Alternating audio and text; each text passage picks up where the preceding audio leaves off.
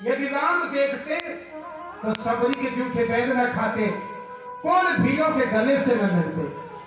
केवल भगवान भाव देखते थे, जातिवाद नहीं चलता था। कृष्ण अपने सखाओं के भाव को देखते थे। ने सुदामा जी की मित्रता कैसे हो जाती, कैसे सुदामा जी को हमेशा भगवान गले से लगा करके रखते। अरे मेरा सुदामा, आज केवल भाव, यदि भगवान के अंदर जाति पात होता तो विदुरानी के घर में केले के छिलके क्यों खाते? नहीं जाते। अरे मेरा स्टैंडर्ड है, मैं बड़ी जात का हूं, क्यों मैं झोपड़ी में जाऊं, क्या मुझे जरूरत है? लेकिन नहीं, वहां से सब एक समान होते हैं, लेकिन हम लोग आपस के विचारों में ज्ञानहीन होने के कारण हम जातिवाद पर चल बैठते हैं। आजकल लोग अपना स्वार्थ निकालने के लिए समाजवाद चला देते हैं। ये मेरे समाज का है, वो मेरे समाज का है, लेकिन उसके भाव को देखना चाहिए, उसकी गहराई में जाकर के उसके भाव की समझने की कोशिश करनी चाहिए। उसका भाव कैसा है? हमारे जात का है लेकिन हमारा कोई सम्मान नहीं करता, क्या मतलब? बड़ी जात का है, ज्ञान नहीं है, क्या मतलब?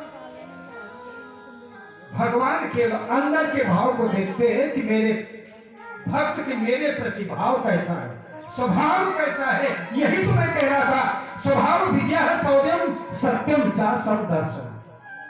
जिसका भाव होता है सही, उसका स्वभाव भी बहुत सही होता है।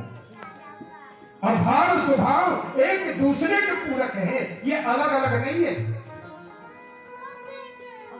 विदुर जी दासी पुत्र थे और दासी की गर्भ से जन्म लेने वाले विदुर के घर में मेरे गोविंद जाकर के केले के छिलके खाए, स्वयं खाए थे।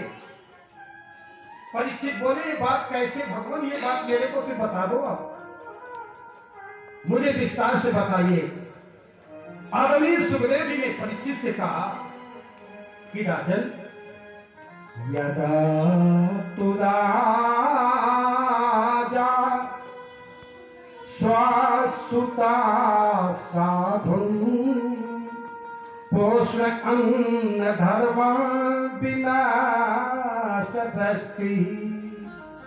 राजन, पांडवों के साथ कौरव जब अन्याय कर रहे थे, लाक्षा गृह में पांडवों को जलाने का षड्यंत्र रचा जा रहा था, तब कौरव के पिता धृतराष्ट्र के सामने विदुर जी आके बैठे।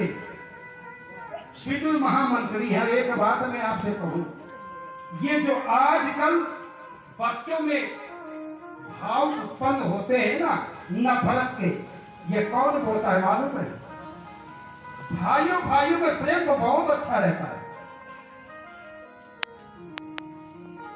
लेकिन जब बड़े घराने या बड़े अलग अलग घर से शादी होकर के बहुएं आ जाती हैं, उनकी पत्नी आ जाती है ना,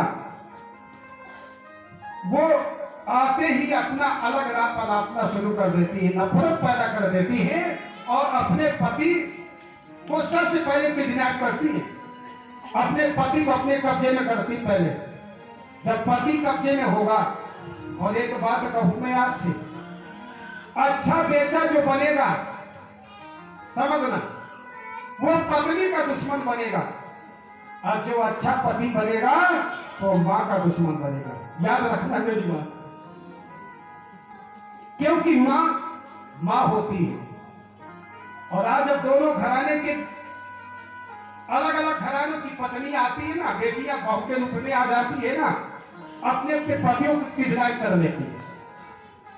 कहीं धोखे से पति मां के पास चला जाएगा तो सैकड़ों बातें सुनाती है। अरे वहां गए होंगे, कुछ लेकर के आए होंगे, क्या क्या चक्रव्यूह रचती है, क्या बताऊं आपसे। और पति बेचारा विवश हो जाता है, लेकिन मां कितनी महान होती है, मां को पता होता है कि मेरे पीछे मेरे बेटे को डांट पड़ेगी। क्योंकि माँ ने बेटे को गर्भ में रखा, माँ ने बेटे को इतना कष्ट से जन्म दिया, तो जो